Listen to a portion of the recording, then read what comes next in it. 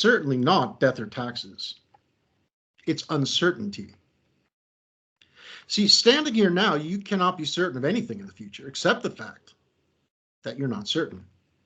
And the funny part is that uncertainty, the only thing we can be sure of, is also our most universal fear.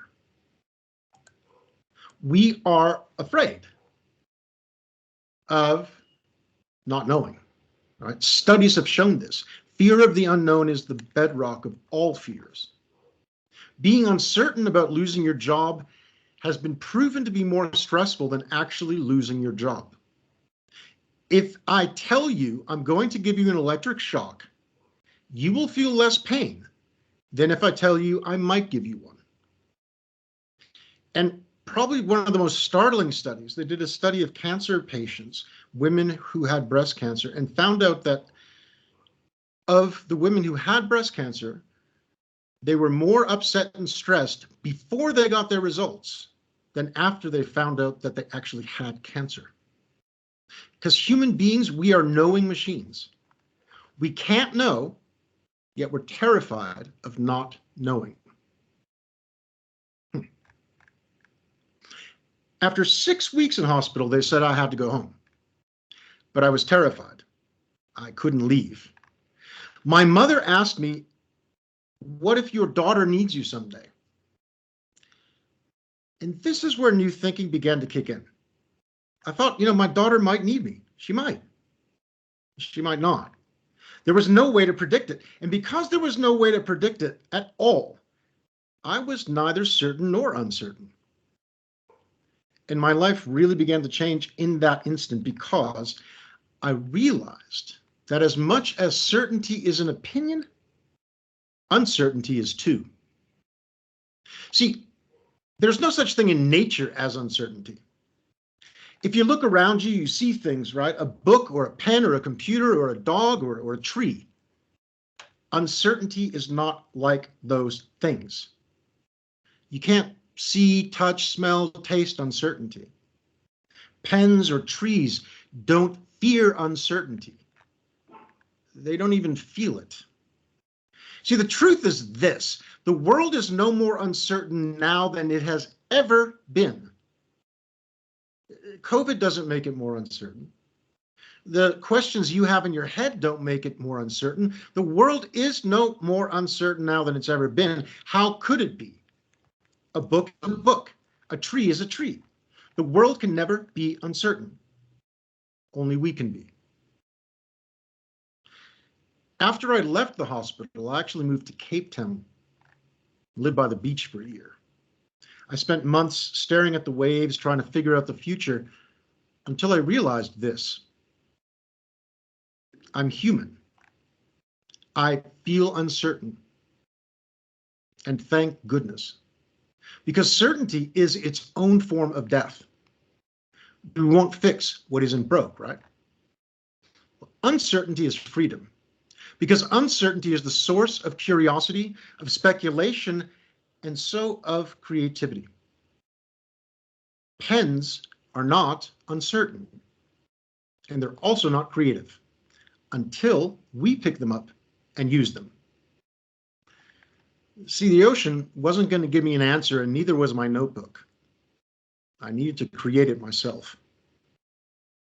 And it was clear the answer for me was my daughter. I did not know if she would see me then or ever, really.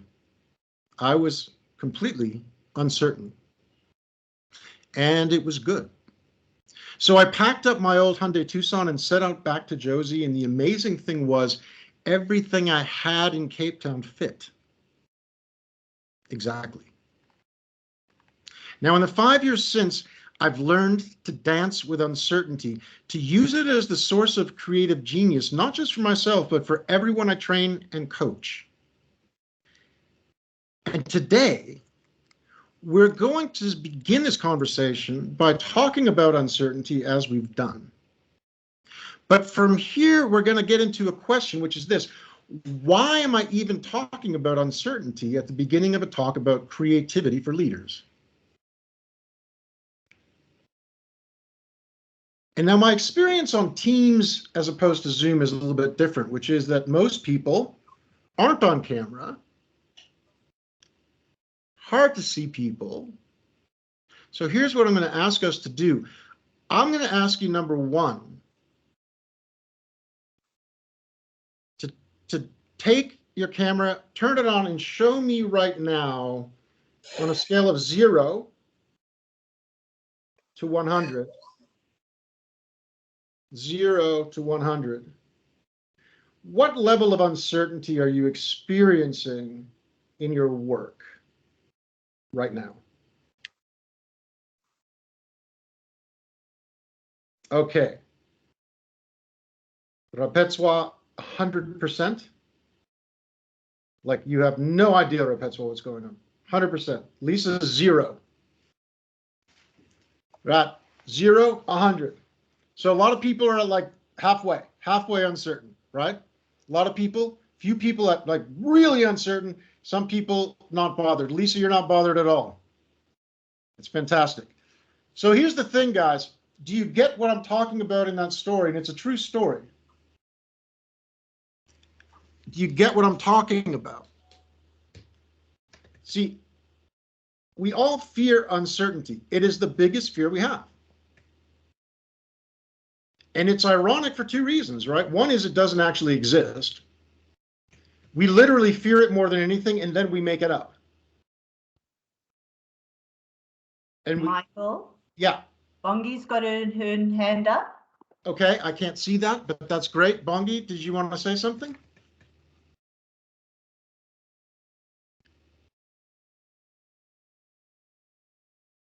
Colleen? Bongi, are you on mute? Let me just finish the thought while we wait for Bongi. So two things really important to start this conversation off. One, uncertainty doesn't exist except in our heads. And yet, even though it's our biggest fear as human beings, proven to be that, we create it all the time. Weird, right? Second important thing to realize, it's actually good that we create it, because if we overcome the fear of it, it is the source of creativity. And if you as a leader in business start to become comfortable with uncertainty, you start to become more creative already. It's like an automatic thing.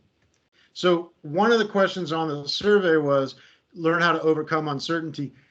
We're not going to do that today. We're going to learn how to embrace it. We're going to learn why we should embrace it and how it can help in a lot of ways. Is Bongi still? No, she said it was a mistake, Michael, so carry on. Okay. Thanks. No worries. Okay, so here's what I'd like to share with you about why creativity matters. And a lot of you being here today probably already know why it matters. But just in case you don't, LinkedIn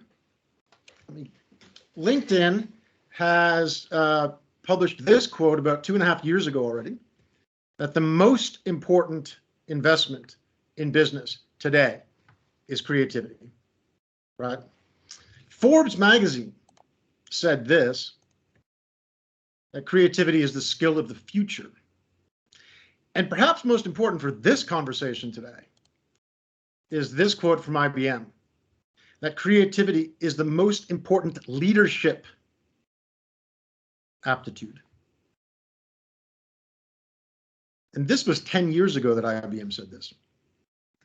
There's a lot of other quotes. Colleen, can you go ahead and put up the slide that has all the pictures of the quotes? Sure, just let me get it up again.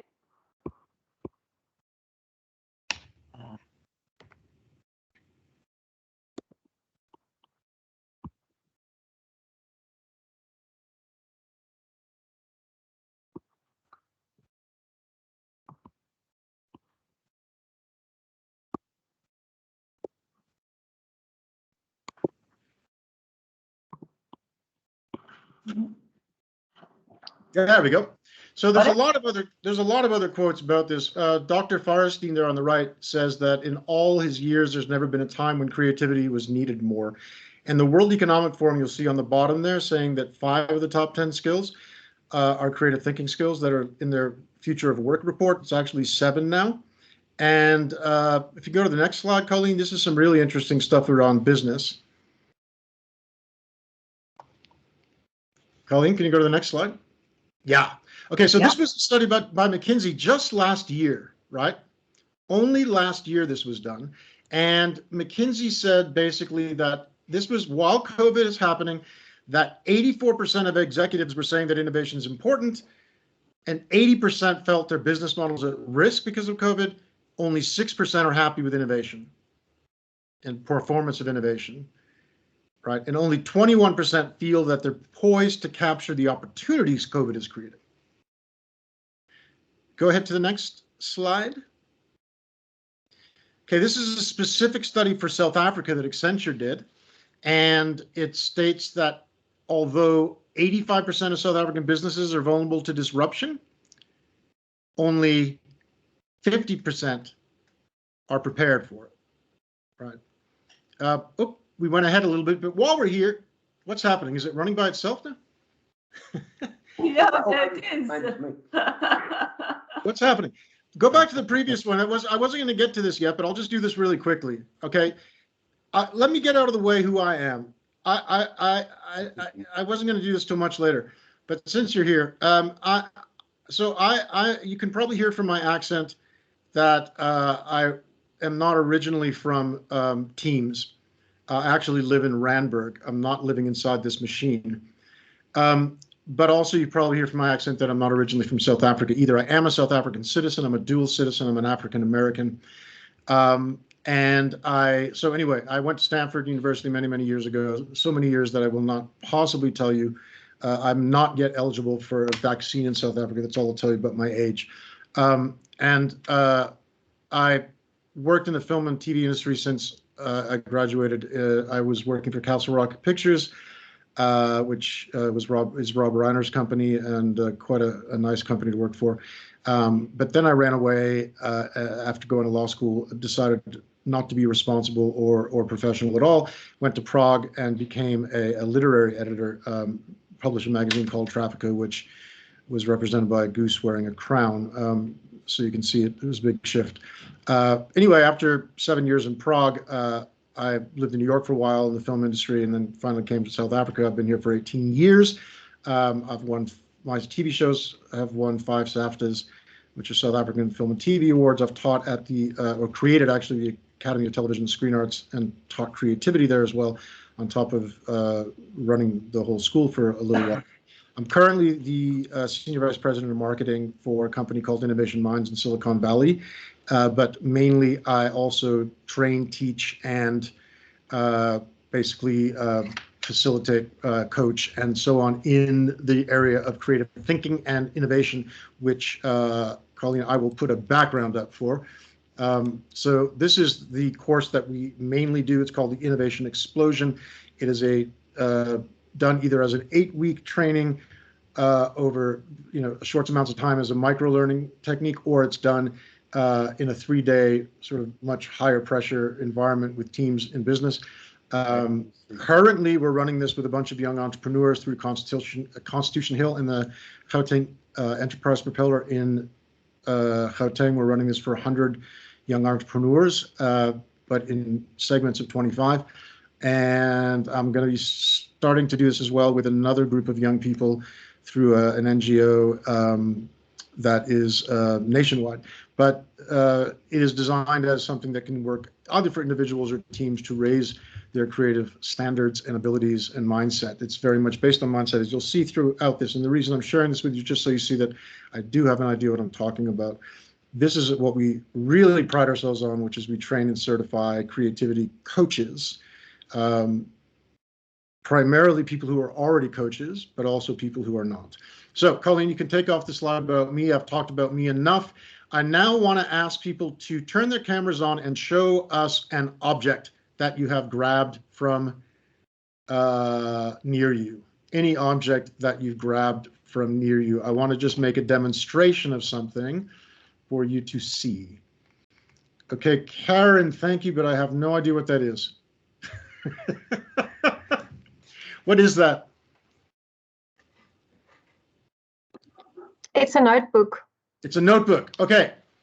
Karen, what's another thing you could do with a notebook besides things you've ever done with a notebook?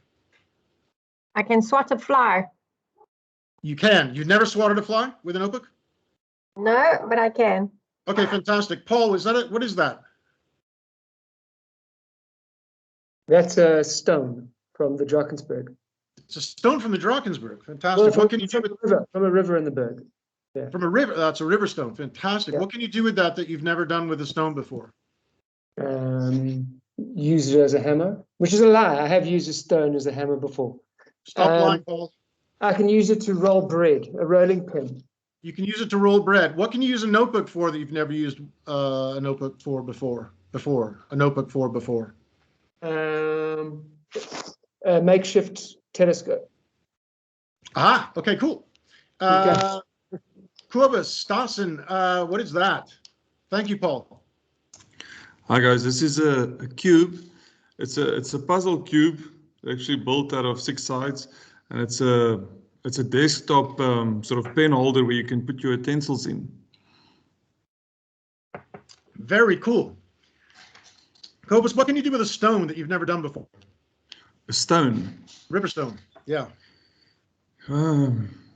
Maybe turn it into some sort of art. Maybe you could stack it or paint it or use it as decorative purposes. I haven't done that. You could. You absolutely could. What can you do with your puzzle cube that you wouldn't normally do? That's pretty tough because it's got a lot of uses, right? Yeah. I just fiddle with it. Feeling the material, it's pretty soft and spongy. Maybe I could use that as a filler or as a placemat or some sort of absorbing device. A placemat? Does it open up like that? Yeah, it can. Oh, fantastic. Okay, cool. And now I can rebuild it. Oh, you picked a good one. All right. Thank you, Kobus. Carrie, was that a tile? What is that? Carrie, you're on mute. It's a coaster to put your mug on. Okay, cool. What can you do with a puzzle cube besides what Kobus already said?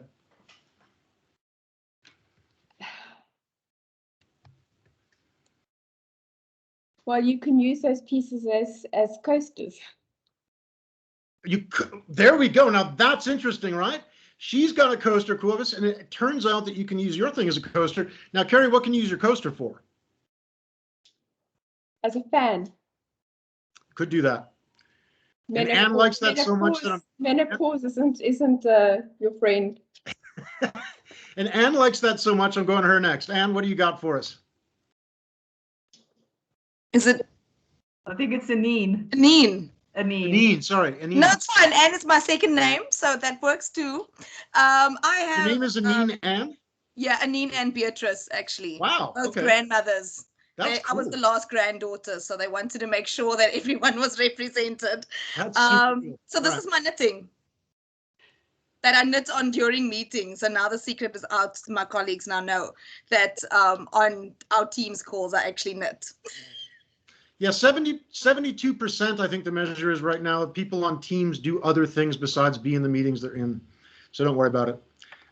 What can you do with the knitting besides knit? Sure, I could. I think I could use the string to make jewelry, or do something with my hair with it. So kind of hair accessories. You could. What can you do with a stone? With a stone, I think it would be a nice toy for my nephew. Kind of like we could use just to test his imagination, and we would have different characters and get a few stones and create a little village. Okay, sounds like you're more interested in that than your nephew. Can you tell I'm the favorite aunt? I can tell very quickly, yeah. Your Auntie Anine Anne. That's right. That's pretty cool.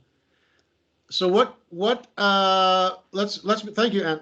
let's move to one more person, and then what I'm going to ask you to do is type in the chat. I'm just curious what Simon has there. So I'm going to go to Simon. Then if you didn't get a chance, I'm sorry, we can't do everybody, but type in the chat an object you have, what you can do with it besides what's obvious, and pick one object you've seen so far or an object someone's typed in the chat and add what you can do with that. But while we do that, Simon, what is that you have there?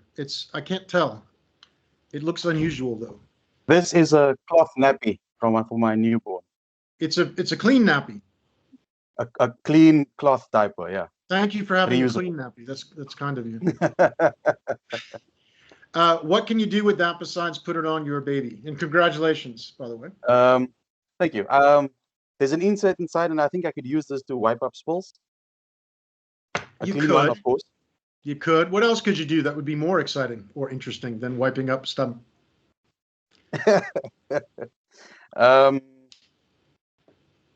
I don't know. Use this as a bandage, maybe. You could. I'd like to see you wear it as a hat for a moment, since it's clean. But anyway, we probably won't get that to happen on this call. Oh, have you frozen, Simon? Okay. I think Simon froze. Anyway, thank you, Simon, for that and for sharing again, congratulations about your child. Now, why did I ask you guys to do this silly exercise? Anybody?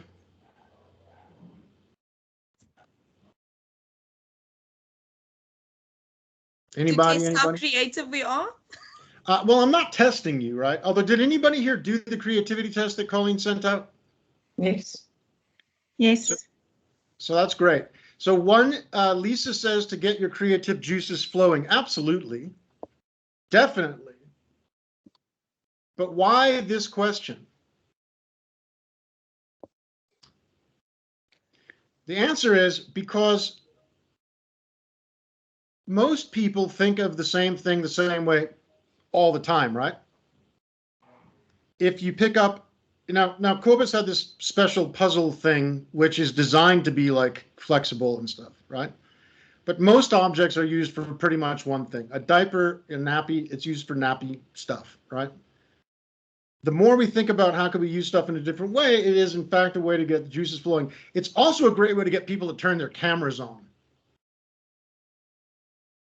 So that, and also what Charnay's just said, how you can inspire others, right, is also true. We're interacting and getting to see what other people think. All of this is important. Why? Well, I've told you why creativity is super important for you as business leaders, right? Here's the problem. There was a study done already many years ago by a guy named George Land, who was working for NASA in America, working as a creativity trainer and coach for their scientists and engineers. And George Land discovered something pretty striking. He decided, he felt like people struggle with being creative, right? Here's a question for you. While I tell you this story, type in the chat on a level from 1 to 10, with 1 being like really stupid and 10 being a genius, what level of creativity do you feel you have right now in your life? 1 to 10. Just type that in the chat. Okay, and what's always great about this is we get to see the numbers ranging from all over the place, right? So Gisella's broken us in with a big 8, right? So what you tend to get here is 4s, 5s, and 6s. If you're above 6, you're doing really well. If you're below 4, then you're struggling. If you're at a 4 or even a 3, you're kind of average. Adobe does a thing called the State of Create survey every 5 years or 4 years, and they average a 4. The average person in the world who uses Adobe, which is a creative software, averages a 4. So generally people don't feel they're as creative as the average person, and even creative people don't feel that way. So don't feel bad about it if you've got a 4 or 5 or 6. A lot of you guys have 7s and 8s, so congratulations, right? The truth is this, though. This is the results of the survey that George Land did. Let me show you those. So George Land found that He went and surveyed a bunch of 5-year-old children, right? Does anybody want to guess? And you can even open your mic and guess, or you can type in the chat. What percent of 5-year-olds scored as creative geniuses? 5-year-old children. Okay, Vashti says 80%. Somebody said something. What was that? I said 100%. Very close. A lot of 80s going in there. A lot of 80s and 75s. 100 is very close. The answer is 98. It's almost 100, right? It's 100 on a level of error of whatever. So there's this was supposed to be a slide we put in the thing, but my thing's not working. So this represents the number of 5-year-old children who are creative geniuses. Now he went back and did the same survey with the same children at the age of 10. Anybody want to guess how many 10-year-olds of the same children remained as creative geniuses? Okay, 50%, Vashti says, 65, 40, 40, 40. Okay, the answer is 30. 10? Oh, okay. 10 is very, very, very, very, very close to the next question, which is 15 years old. Same kids at the age of 15, 12%. 12% remained as creative geniuses. Started at 98%. By the age of 15, same kids, 12%. Now, here's the really disgusting part. He then decided to survey not the same people, 280,000 adults, people over the age of 20. Anybody want to guess what percent of adults remain creative geniuses? Carla says 1. Kelly says 5. Okay, Carla, you're half right. Devesh, you're half right. Kerry, you're the winner. Normally on things like this, I give a prize for this question, but I have nothing to give away today, so I didn't give anything away today yet.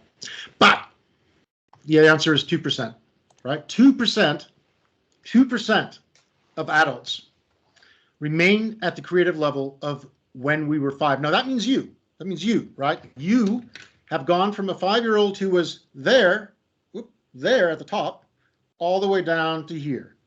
Only a very limited selection of people, only 2%, which means on this call about 2 people. On this call, there's about 2 creative geniuses probably, and the rest of us are all right. Now, why is that? A lot of it has to do with the conversation I started with about uncertainty. Because we are not comfortable with uncertainty as adults. Children, oddly enough, although they don't like the feeling of insecurity, they don't invent uncertainty as a scary or negative thing, right? Most of you, or a lot of you, I'm sure, have children or have had children. And you know that when they're, when they cry or they're upset, it's because they are literally feeling bad about something in that moment. They might be fearing something at that moment, but they're not worried about the future, right? A 5-year-old does not make a drawing and then stare at it wondering what people will think of it, do they? Please raise your hand if you have ever seen a 5-year-old ponder their drawing and wonder if their colleagues or friends will make fun of them about that drawing. We don't even start to worry about really being made fun of and stuff until a little bit later, right? But the bottom line of it is this. As Midesh says, we are scared as adults to do anything forward, not just to fail forward, to succeed forward, to fail forward. Like, we're just scared of what might happen, right? And it is our biggest fear. So why is that? I want to go into a little bit of creative theory, right? Not just to make it, too technical, but just to get into a little bit of the background of why you should care about creativity as leaders, because it is so important and yet it's so missing, right? And here is the beginning of why that is, right? There is basically 3. There it is. Okay, good. there's basically three things that we want to deal with around creativity in your business, right? One is people, right? The second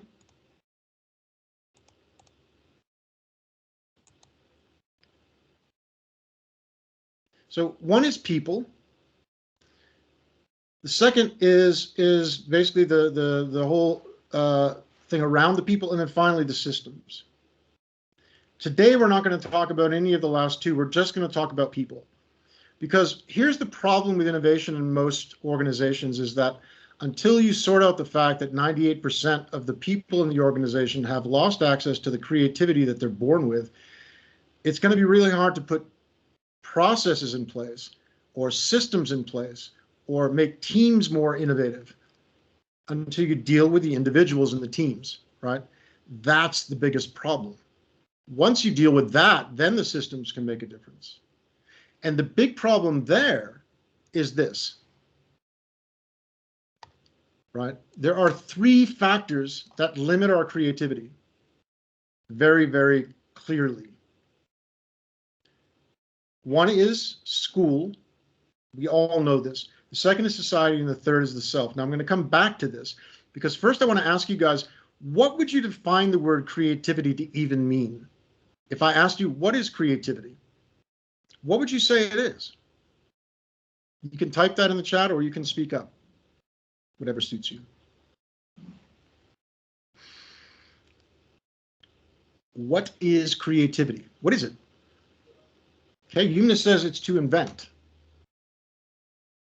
And there's probably no wrong answers here, right? Oh, except that one. We'll get to that one. George, we're going to get to thinking outside the box. Freedom of expression, yeah. Imagination. A lot of imagination. Look at that. Okay, we got two outside the boxes. We got a lot of imaginations. Innovation. It's very similar to innovation. Making something of nothing, freedom. So a lot of good words here, right? So here's what creativity is defined as in Wikipedia. In Wikipedia, creativity is defined, if I can find this background, if not, I'm just going to tell you what it says. No, that's mine. Okay, hold on. That's not it either. One more try. That's still not it. Okay, here it is. Wikipedia says that creativity is something new, original, and valuable. That's what Wikipedia says creativity is. Right? It defines it this way. It's creating something that is new, original, and valuable. Now, I hate this definition, right? New, yeah, I guess. Valuable, to who? Original. Let's have a look at original. It's a fun one to kill very quickly. How many people here are concerned with I'm not original enough, or you feel like at work you're not original enough with your ideas, or your team isn't original enough, any of that stuff? Like raise your hand or type yes in the chat if you feel that way. Type no in the chat if you think it's not a problem being original. So type yes in the chat if originality is a problem. Type no in the chat if it's not a problem. And then, Colleen, if you could put up the slides, I'm going to guide you to the fun conversation that is going to be about to happen here. So those of you who are saying no, originality is not a problem, that's good. Colleen, are you putting up the slides? Yeah, I'm just busy. I'm trying to get rid of all the chat box so I can find the slides. Just give me a second. Okay. No problem. So, I do apologize, guys, for I don't know why Teams does not want me to share my own screen, but Colleen is being noble and running this for me.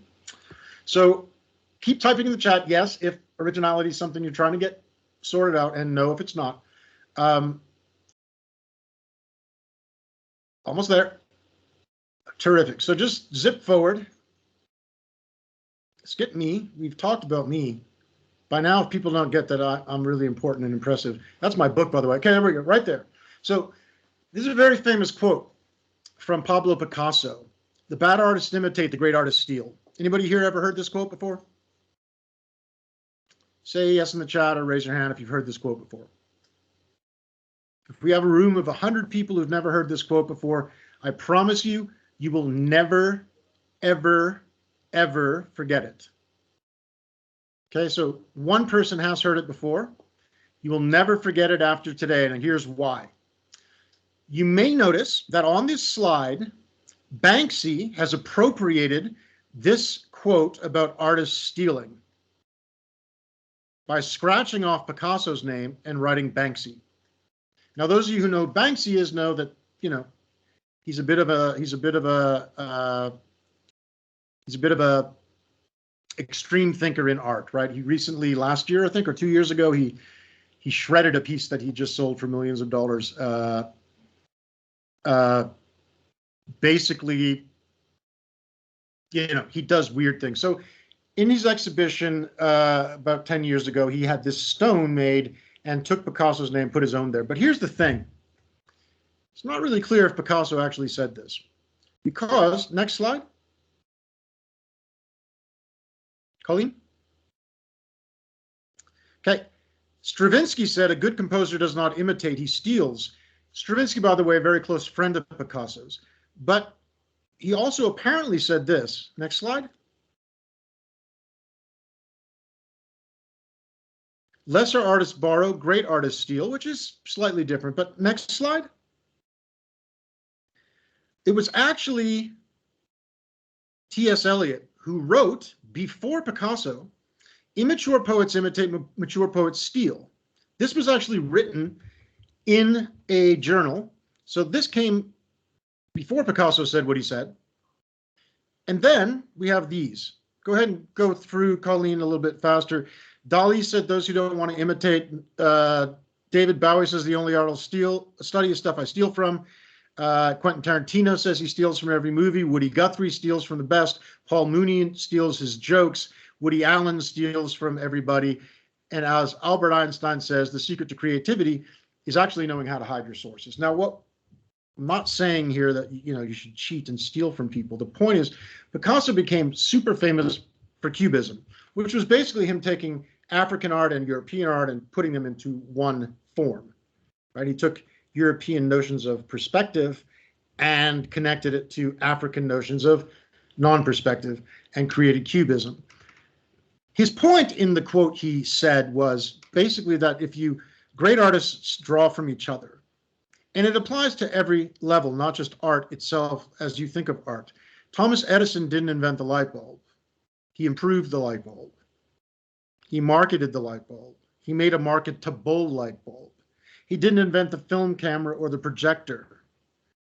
But all of those things are inventions he was credited with. Marconi didn't invent the radio. All the people we know as the inventors of the things that we know didn't invent those things. They took them and developed them to a point where that thing was able to be used commercially or viably, right? Colleen, you can shut off the share. Thank you. We're going to come to this next, so keep that up, but off screen. We're going to come back to it. So the point is this, which is really interesting. It turns out that that quote that Picasso said has absolutely zero historical proof. And it appears it was made up by Steve Jobs. In an interview he did in the 1980s about Apple and the genius of Apple, he quoted Picasso as saying that, you know, that great artists steal. And he said that to justify the fact that Apple had stolen the mouse, stolen the graphic user interface, and basically stolen everything Apple did. Now, again, they didn't steal it. They just drew from someone else's ideas and made it better. Xerox had a mouse. They were the first company to have a mouse. They didn't get it right. It didn't work. It broke a lot. It was clunky. People didn't like using it. They never managed to market it. Apple visited Xerox many years before they launched their mouse, and they finally launched a mouse that we today know as a mouse. It was the first mouse that was usable for consumers. So it seems that Steve Jobs stole a quote from Picasso about stealing things that Picasso never actually said, so that Banksy could many years later steal it from Picasso, right? not long after Jobs made it up in the first place. So the point of all that is this: there is nothing original. If you believe there is an original invention in the history of humanity that you can prove came out of nowhere and no one before that person thought of something similar, please type that in the chat or raise your hand and speak up, because so far in my years of studying creativity, I've yet to come across one. Velcro is a zipper mixed with that stuff in the field that sticks to your clothes. That's literally how Velcro got invented. An alarm clock is a clock with a bell on it, right? The printing press was a coin punch and a wine press put together, right? Sorry, a coin press and a wine opener put together. So they used to make coins with part of it. They used to open wine with part of it. They put it together and made a printing press. That's how the first printing press was created. There is nothing original. So this should be good, right? Creativity should be easy. You don't have to come up with new ideas. You just have to draw from the ideas that have come before. Shoelace is just a rope, isn't it? It's a rope made smaller with little plastic things on the end. So the point is this: creativity is really easy. Creativity comes to us naturally. We're born creative. At the age of 5, we're all creative. What happens? Well, let's have a look at this, because this is really important. This is where you can start to make a difference in your own life and the life of the people around you, because this is how I define creativity, right? Creativity is the ability to think differently from yourself.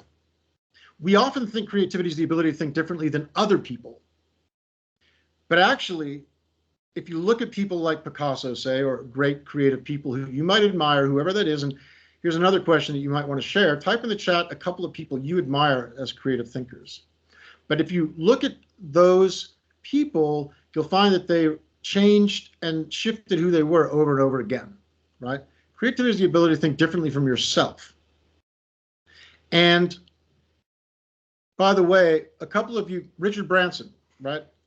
How many different things has he made? So many different things. Lady Gaga, you know, goes from wearing a meat dress to doing that romantic movie with that guy. Wow, can't think of the name of the movie, but you know, say very, very diverse shifts, right, by very creative people. So Bradley Cooper, thank you. Hey, got a better memory than me. So one other thing to note that's really important, because this is also very, very misunderstood, is that, sorry, it's this one here. No, it's not that one either. Never mind. What I want to point out is that creativity and innovation are very closely tied together. A lot of people think that innovation is some kind of special thing, that you have to be a specific type of person to get done. You have to work in a certain department, and it's usually around technology. But innovation and creativity are almost the same thing. Creativity is simply thinking, and innovation is simply acting, right? Creativity is thinking, innovating is acting. Same process happens in it. But how many of you have had an experience like this?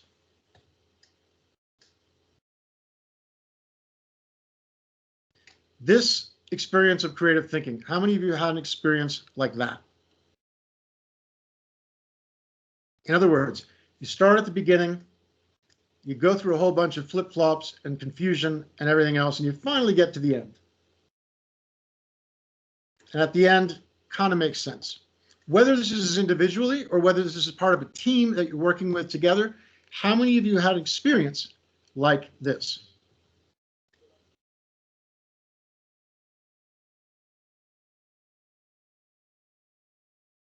Sounds about right. Okay. So here's the weird thing, guys. This is not how your brain works. It's not how creativity works. Creativity works a lot more like this. Okay? There's 3 steps to it. You take stuff in, you think about it, and you put stuff out. Now, sometimes the stuff you put out goes back to the beginning again, right? And you think about it again. That's literally how it happens. You cannot do it any other way. So why, if it's supposed to look like that, does it actually end up looking so much like that so much of the time? Any guesses? Any ideas? Can't see the background. Okay. Oh, okay. On my screen, it doesn't seem I'm in front of it, but. Okay. We overthink things. We overthink things and self-doubt. Very, very good responses, right? This is the way our mind is supposed to work. And here's the thing. A 5-year-old's mind works like this. They take stuff in, they think about it, and they spit it out, right? We think about it a lot, and we spend a lot of time at the beginning there in the taking stuff in part with filters, right? You guys all know that you have filters on your perception. Anybody here have the illusion that you see things the way they are? Waiting. None of us see things the way they are, right? We see things the way that we've learned to see them. On the other hand, at the other end, at the expressing part, we express things through a filter as well, don't we? The way we talk, the way we write, the way we think about stuff after we've processed it. And here's the worst part. Ideas only come from the subconscious. The conscious and subconscious minds need to be working together to be creative. That first part where we do, the taking information in, and the last part where we express information back out after we have new ideas. Those two sections of this process involve a lot of conscious mind, right? We have to process things, we have to think about them, we have to put them into order. Once we come up with ideas, we have to decide on which ideas to use and how to use them. But that middle part, the generation of actual ideas, is only subconscious. You cannot have a new idea by thinking. It's literally physically impossible. You might think beforehand. You do think beforehand. But you'll notice that a lot of the best ideas in your life and in the life of, historically that you've heard of, often come when you're not thinking about stuff at all, right?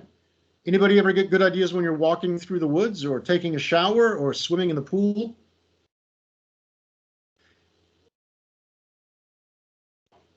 So if you are,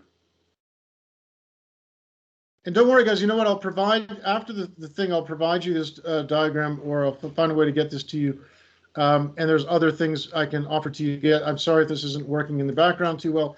But the point of this is really simple. It's a 3-step process. You take stuff in, you think about it, you spit it out. The middle step, the really important thing about the middle step is that the middle step is the ideation process is not conscious. It is subconscious. The work you do in the beginning will create the opportunity to have subconscious ideas.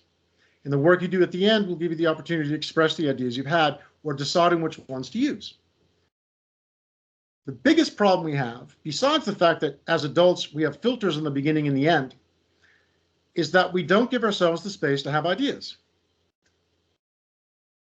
One of you said the problem is we think too much, right? We overthink.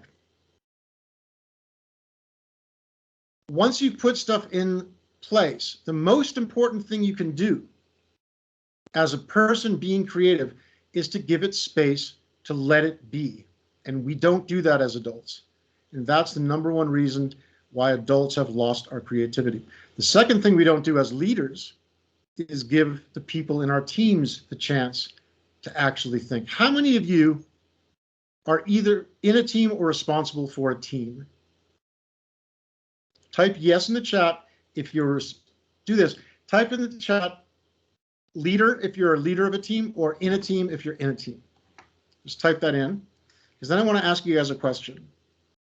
Very, very important question. Okay. In that team, either whether you're a leader of that team or whether you're in that team, are you providing or are you provided at least half an hour a day, or say 2 or 3 hours in a week, where you are expected to not do any work? And you're expected to just sit and let ideas come up. Anybody have that opportunity as part of your team? So far, no. We're waiting for a yes. See, most people start brainstorms by sitting down, right, and saying, let's come up with some ideas. You don't do the first part of doing the conscious work up front, and then you want people to, come up with ideas consciously. Doesn't work. You need to do the conscious work together, and that's great, Sharni, that you create it for yourself, and an hour of me time that's not targeted at work. I'm not talking about me time, okay? I'm talking about company time. If you want more creativity in your company, do what creative companies do. Provide opportunities for people to be creative, which means giving people time to do nothing as part of your job. But even then, we have a problem. And the problem is this, and it relates to the idea of thinking out of the box. A few of you have already said you'd love to learn more about thinking out of the box, or that that's what creativity is. In fact, creativity is only thinking out of the box if you define out of the box to mean like out of the box of your company, how it normally thinks, or out of the box of how other people think. But if you're talking about you, then please don't try to think out of the box, because it will do you no good. Donovan, very good point. Ideas arise when you're lying in bed, not trying to have them. Ideas only arise when you're not trying to have them. Think about it. Think about all the times you've tried to have ideas and tried really hard and you get stuck. Things like writer's block or creative blocks don't actually exist. They're simply what you call it when you try too hard to have ideas in the wrong way, right? Now, here's the really important thing, guys. Don't try to think out of the box if the box is you, because you cannot, right? Every single animal alive that has a brain thinks into boxes. If you don't believe me, think about a lizard. A lizard thinks in like a very small number of boxes. Can I eat this? Or will it eat me? Right? It puts that, the second it perceives something, it puts that into a box.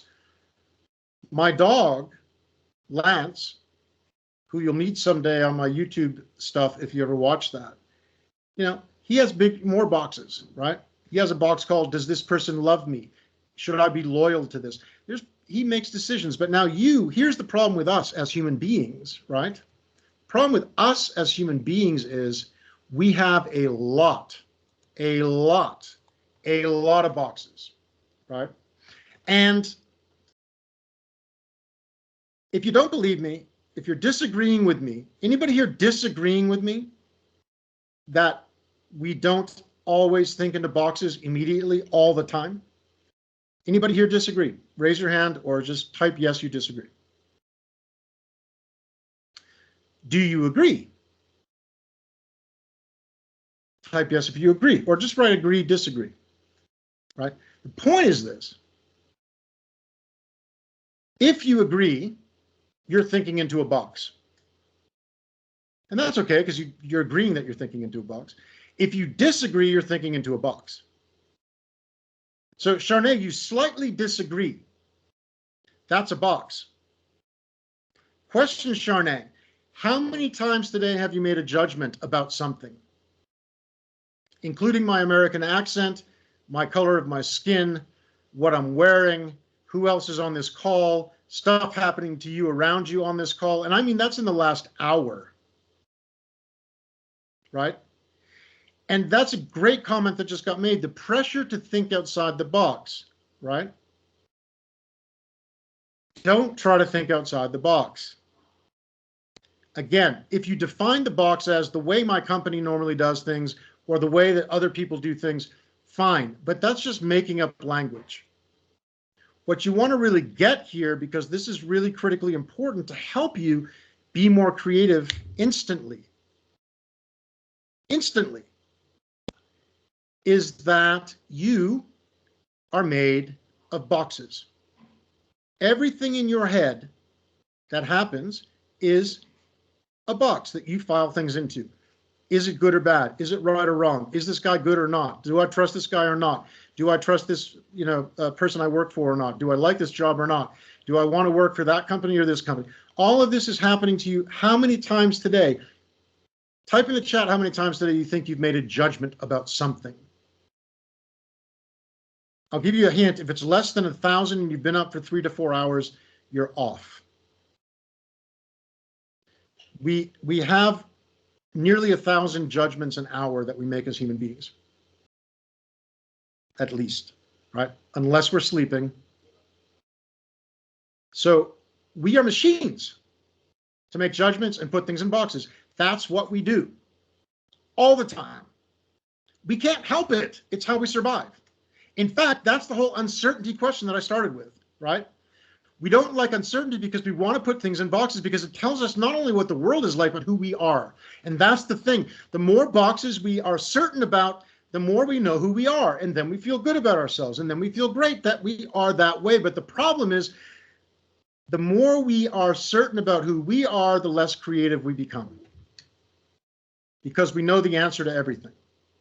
We know all the judgments to make. Curiosity is active uncertainty. Curiosity is actually going beyond, right, the question, having an answer, and actually saying, maybe there's more than that answer. Most of us, most of the time, want the answer, and once we get the answer, we're satisfied. But there might be a better answer. Thomas Edison famously took 10,000 experiments to make a light bulb that worked, that he could sell. He famously said, and he might have been lying, that he never got discouraged, that he saw it as 10,000 successful experiments in how not to make a light bulb. So he was curious, at least he claimed he was. He was able to say, no matter what happens next, I'm able to say, there's another answer. But most of us don't have that comfort. It's because of this. So yeah, school limits us, right? Society limits us and tells us we should be a certain way. But even when those things don't limit us, it's this, it's ourselves. It's yourself that is your biggest limit on your creativity. It doesn't matter who your boss is. It doesn't matter who you work for. It doesn't matter what the company rules are. You are very unlikely to shift yourself. And if you're a very creative person that gave yourself an 8 at the beginning of these questions, you're probably you're probably afraid to shift that being because you're happy with it, right? So the critical thing is to start to get this. Think into the box. There's a very famous case study on this done by Bic. Everybody here know what Bic was famous for originally?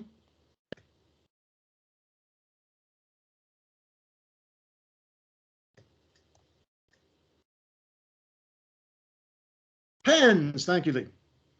So Bic made pens for many years. And Bic started by making pens that were very expensive and normal kind of, pens. But then they discovered the cheap plastic disposable pen. And the cheap plastic disposable pen was not an invention that Bic made. They did not invent that. They found it. They decided to use that. They became the famous people worldwide for it.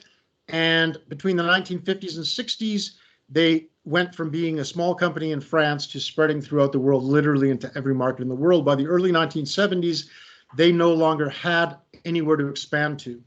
And people didn't need more pens than they had, right? Yes, they're disposable, so the market was continually existing, but it wasn't growing. So Bic sat down and said, how can we grow? And they spent a lot of money and time doing this, but what they didn't do was think outside the box. They thought into the box. And there's a famous case study around this. Who knows what Bic makes today?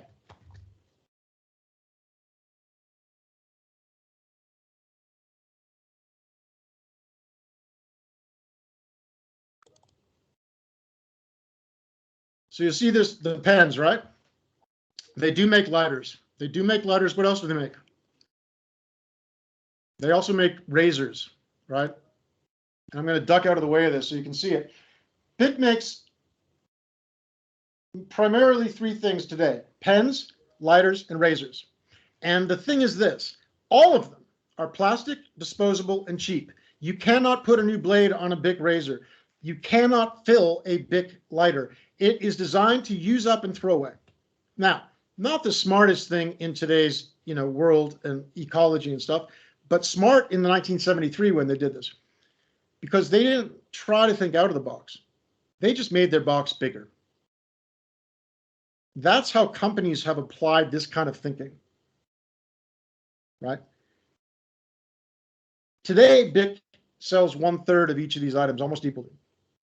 They also make plastic disposable surfboards, which is weird. But the point is this: we as humans are a lot less flexible, let's say, than companies in a weird way, and a lot more flexible. So in a certain way, we are less flexible in the sense that it's harder for us to see outside of ourselves. But obviously, we have the ability and right to shift ourselves much more easily than the organization we're in, right? Because an organization has rules and things written down and policies and things that take sometimes years to fix. But the bottom line is this: as human beings, we cannot think out of the box. We will think into boxes. The solution to become more creative quickly is to actually start to transform the box that you think into. Make it larger. Bring in new examples into your box. Do what Bic did. Find a way to expand that box or bring new things into it. So that's very theoretical, but it's also very practical in the sense that the first step you need to take is to start to realize that the limits you have are also the key to expanding your creativity, right? Now, does anybody at this point doubt that the human compulsion to come up with judgments and decisions quickly and not be uncertain, does anybody doubt that? Does anybody think you can overcome that easily? Again, type yes in the chat if you think you can overcome it easily. Type no if you don't think you can overcome it easily.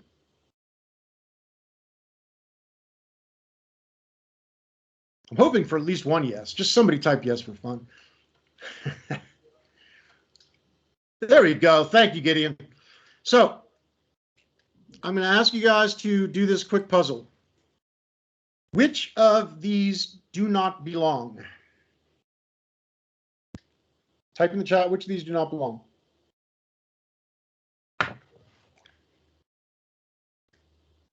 Watch this, guys.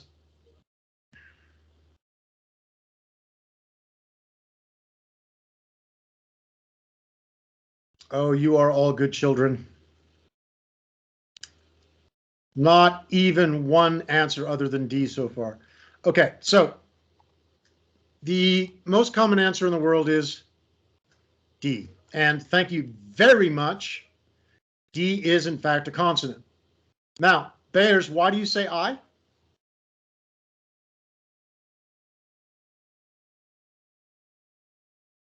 Bears, why do you say I? Bears, Carrie, Sean all said I. Why? One of you guys, why?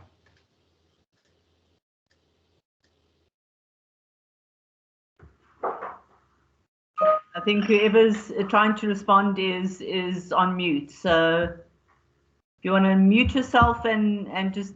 Okay, well, Carrie typed in the chat. It didn't have a curve. Sean's typed in the chat. The letter doesn't have an inner space. So those are great answers, right?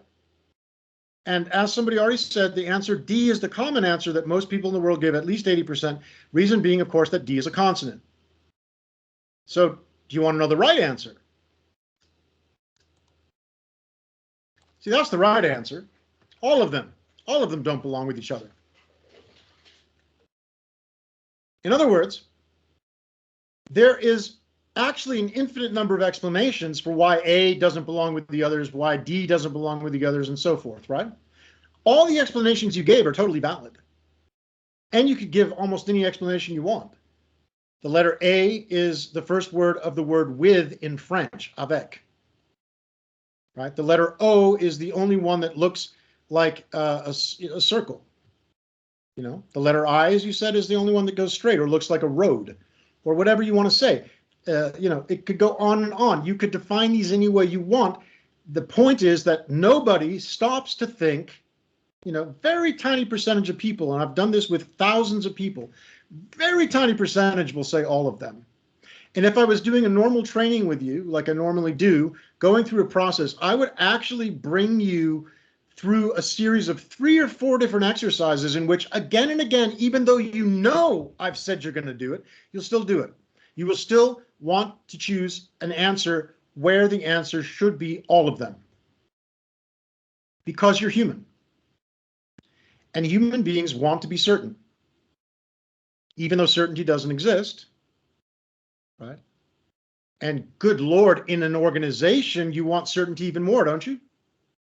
I mean, in your job, whether you're a leader or whether you're part of a team, you want certainty more than you even do in your personal life, probably, right?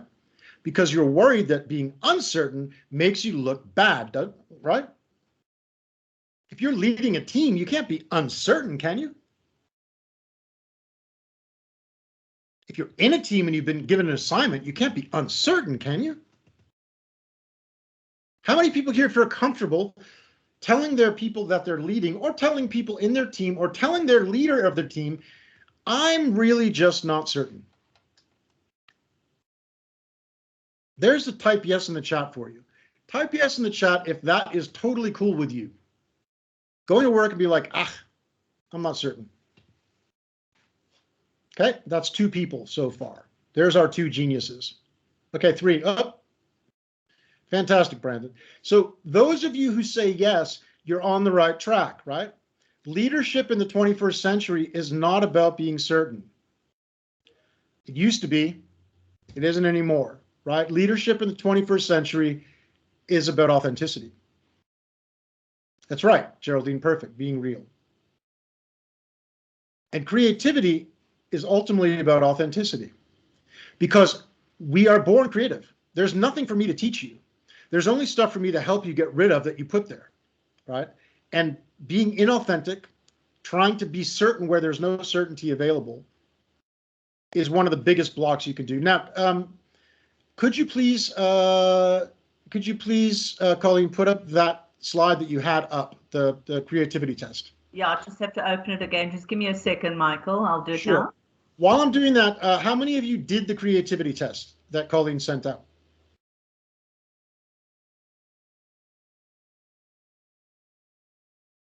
Veronica did. Lee did. Luana did. Now, of those of you who did it, who would be interested to have your creativity test read on this call? Okay, Kelly. Is Kelly able to share a screen? That might be better, actually, than mine. Yeah, I can. Let me just open it. Sorry. Okay. Let's see if Kelly can share a screen. Is that Kelly's or mine? That's mine. Okay. I think I'll have to stop presenting then, Michael. Well, if Kelly's going to share, it's fine for now. You can take over again, right? It's not. Yeah. Okay, cool. Can you believe it's been 90 minutes already?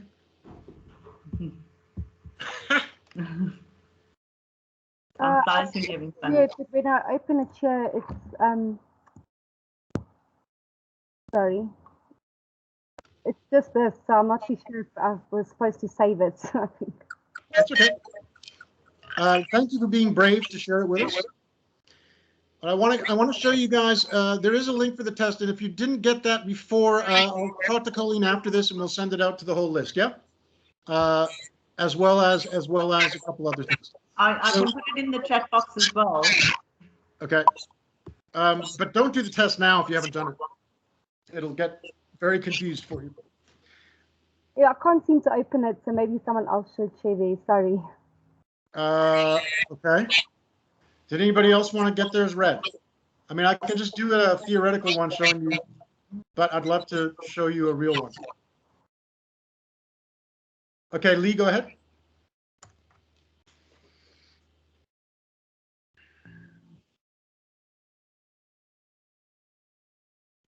Can you see? Not yet. Okay.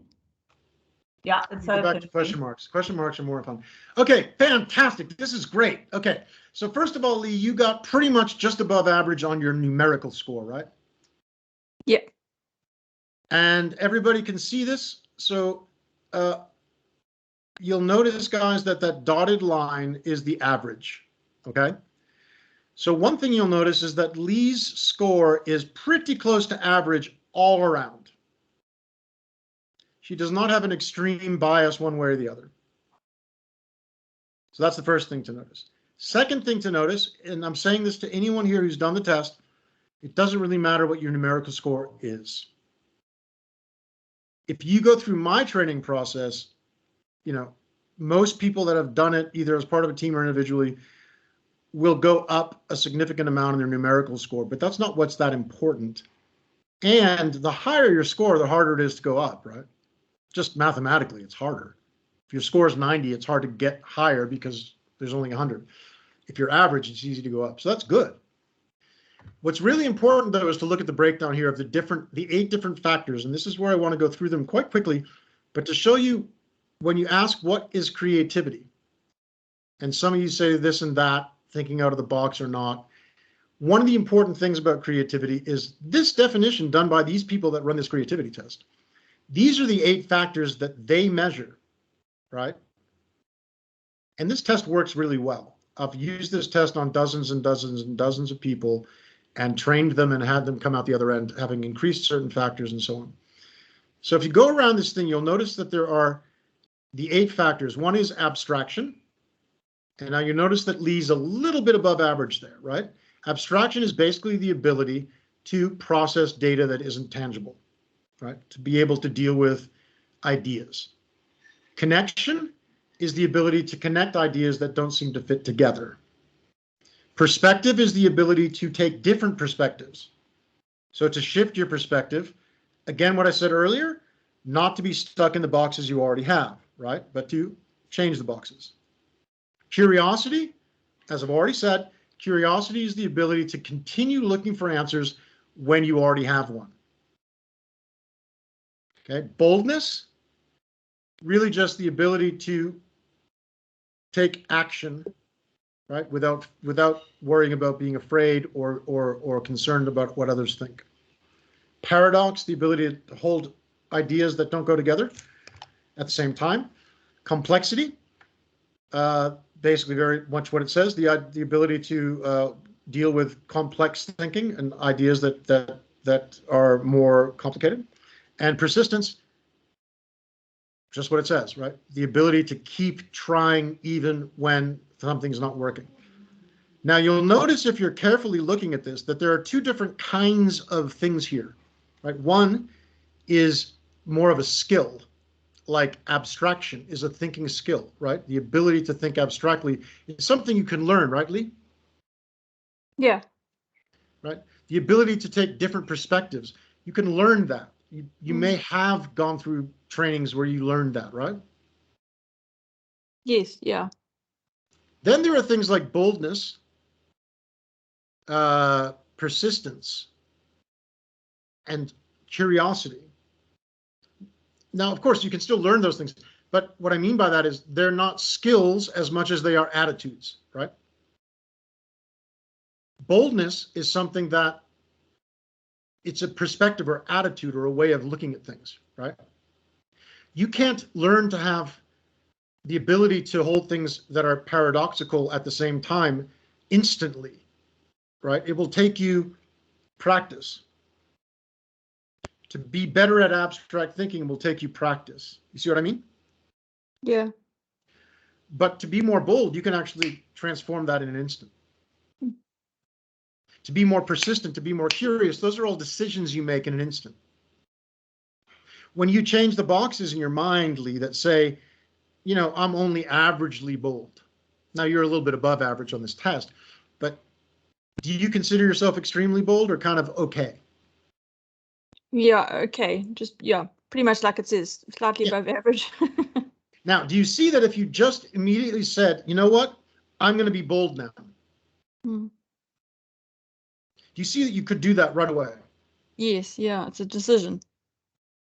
Yeah, it really is, right? And immediately, I'm going to guess immediately, if you say those words right now, say, I'm now going to be bold.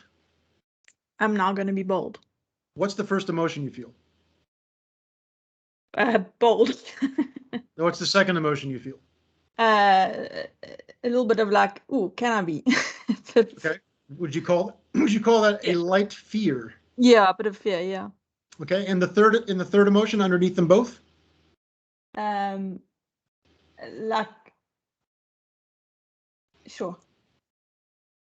Would it be a little bit of excitement? Yeah, that's what I was about to say. Something like, okay, I can do this. I'm ready for this. Yeah.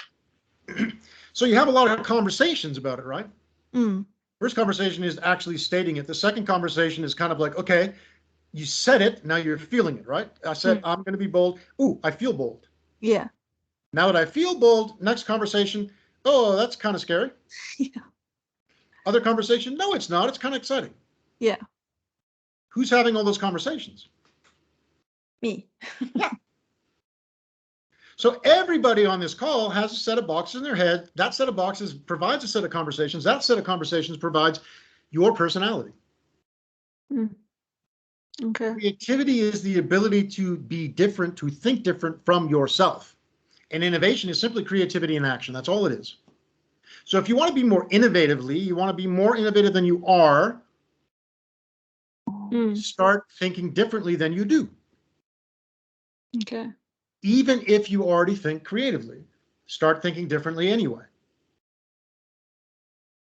Now, the easiest way to do that, when you break it down and look at this, right, the easiest way to do that, be more bold, be more curious, be more persistent. They're not skills. They're just attitudes, right? Sure. Yeah. And the complication you have of all those conversations, that's just your conversations.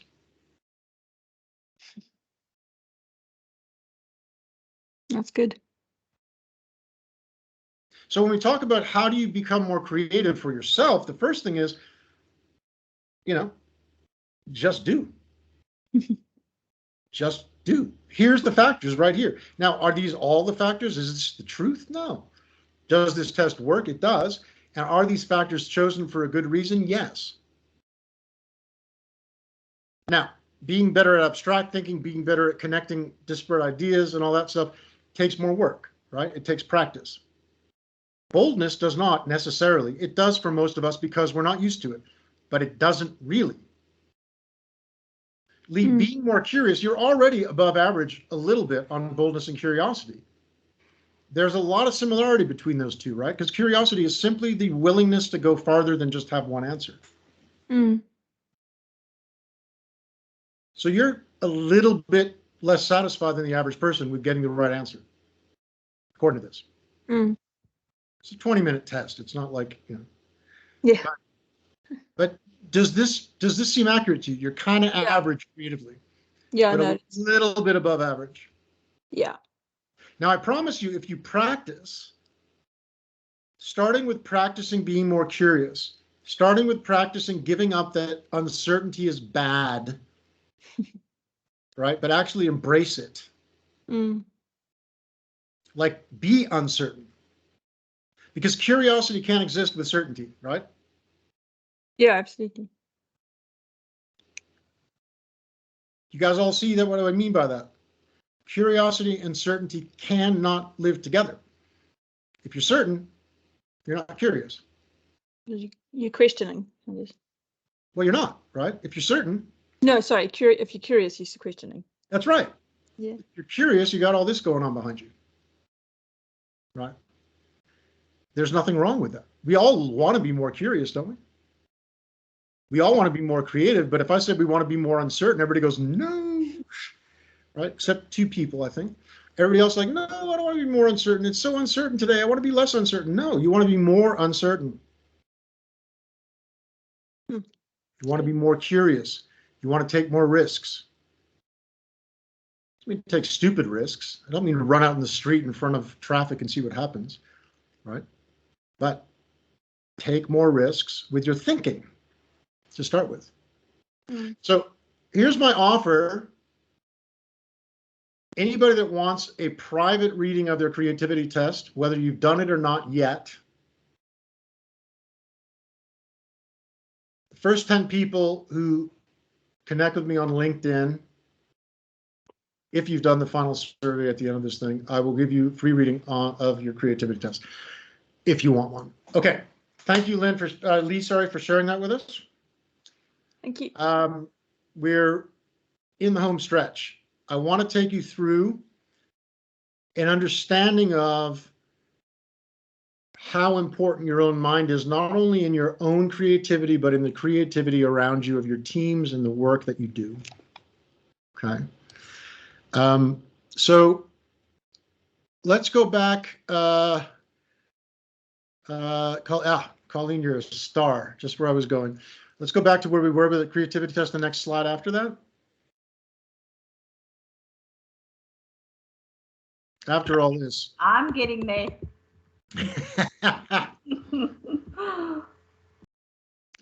And I want to talk a little bit while Colleen's doing this. I didn't bring it up yet, but why design thinking sucks. Design thinking is great. It works really well. It's used around the world. Lots of people get lots of great results with it. Next slide, Colleen. Lots of people get lots of great results with it, but it does not teach people to be more creative in the team. It simply gets results. And it teaches people how to model a creative process, but it doesn't retrain their thinking. That thing I showed you, that 3-step process, is the process that you need to regain. You need to get your conscious and subconscious minds to reconnect in a way that it hasn't before. Now, I want to really quickly touch on the idea of inspiration, because again, we understand inspiration wrongly, right? The idea of creativity didn't even exist historically. This is what Plato said about creativity. The painter just imitates. There was no such thing as creativity. The Renaissance came around and creativity became more accepted. Colleen, next slide. Okay, now after the Renaissance, Jack London said this quote. This was a quote I learned when I was in my teens. I love this quote. Can't wait for inspiration to happen. You have to go out after it with a club. And here's another great quote from another guy from around the same period, also an American writer. I only write when I'm inspired. Fortunately, I'm inspired every morning at 9 a.m. So both these quotes make it clear that inspiration is something that comes from inside of us, right?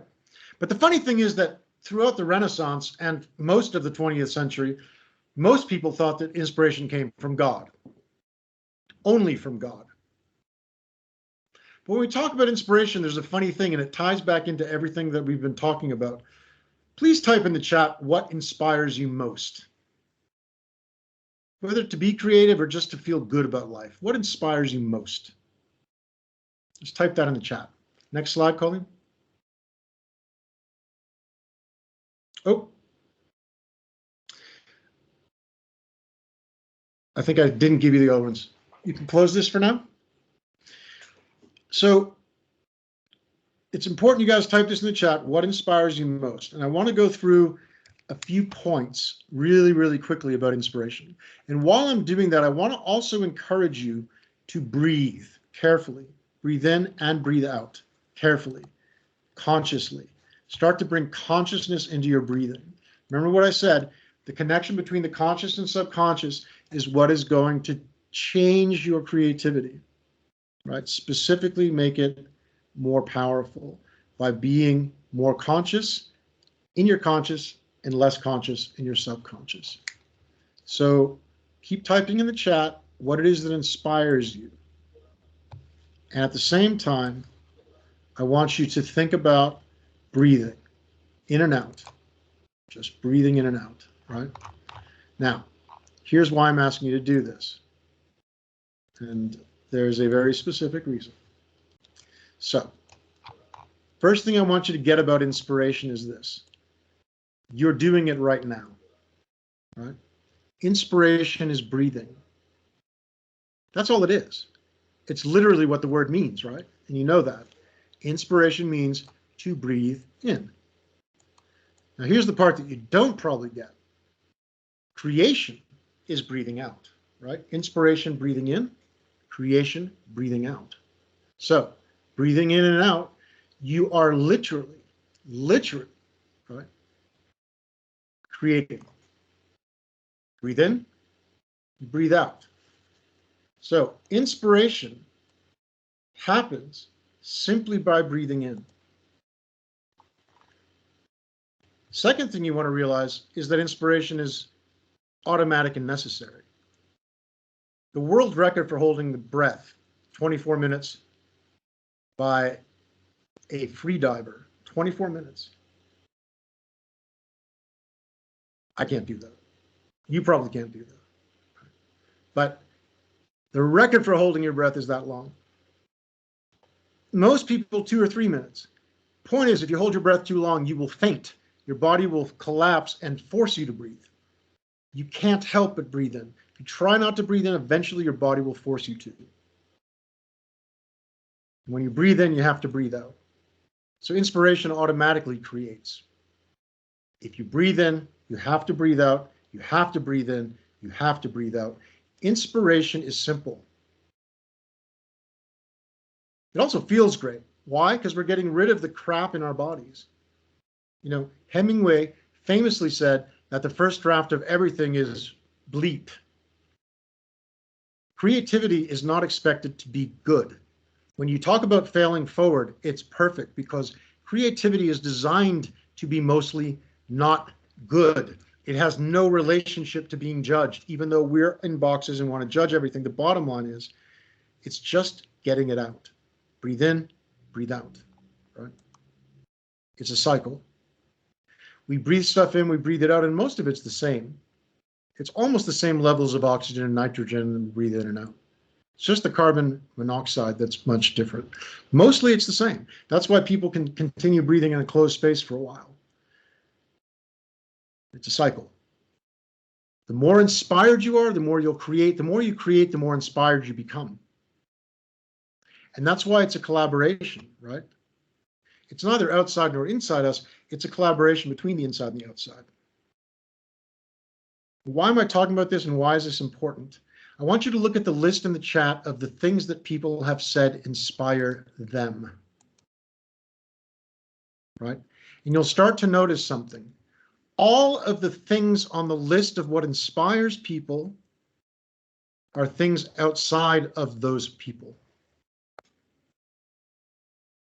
It inspires some people to be, you know, family inspires them. Stories of success inspire people, being, you know, what people are thinking. Now, one person wrote being satisfied in life. It's the only person that said that what they're experiencing is what inspires them. It's almost entirely true this way, that what other people are doing or what's happening around us or being at a beach, you know, those things are what mostly inspire people the most.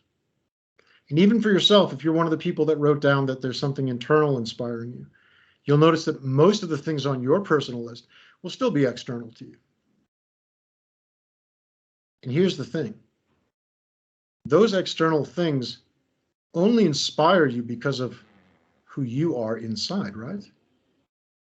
Like if you look at that list, other people's things might not inspire you at all, right? Like somebody might be inspired by family, you might not be. I'm inspired by walking on the beach. Someone else might find that boring, and, you know. What's inside you